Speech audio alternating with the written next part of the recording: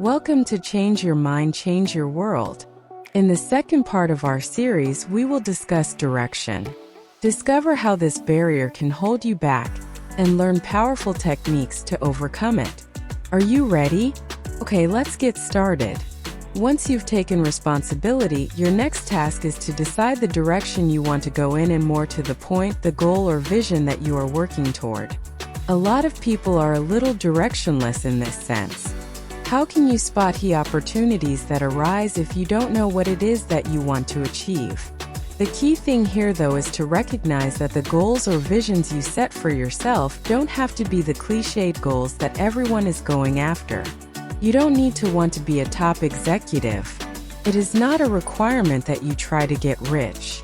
If you feel that you would be happier living in a cabin in the woods, then go ahead and let that be your goal. What you want to try and employ here is a strategy that is known as lifestyle design. So, lifestyle design effectively means that you are looking at the things that you want to get from your life, and you are looking at the different factors that might be getting in the way or that might provide opportunities. The problem that a lot of people have is that they go after the wrong goals. Many of us don't feel all that attached to our jobs, and yet we work for 8 hours a day, spend a lot of time commuting, even stay in the office late on regular occasions. Then when the opportunity to take on a promotion and work longer comes along, we take it. Instead, look at the things that really have value to you in your life. That might mean the love of being creative, whether you are a writer, a videographer, or an artist. Or it might mean spending time with family. Now look at what kind of job you can do that will help you to get more of the things you love in life.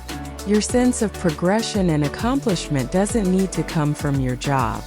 There's no reason you can do a stress-free job to pass the time and then feel passionately about the art projects you take on in your spare time. You might find that simply removing your commute makes you wealthier and happier at the same time, that it gives you more time to be yourself. Finally, come up with a vision for what you want life to be like in the future. This should be a highly motivating vision, something that is emotionally charged and that you are highly excited for.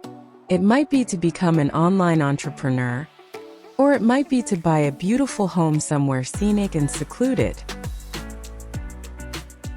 Thank you for joining us on this transformative journey and taking steps towards a better, more empowered you. Don't forget to subscribe and hit the notification bell so you don't miss an episode.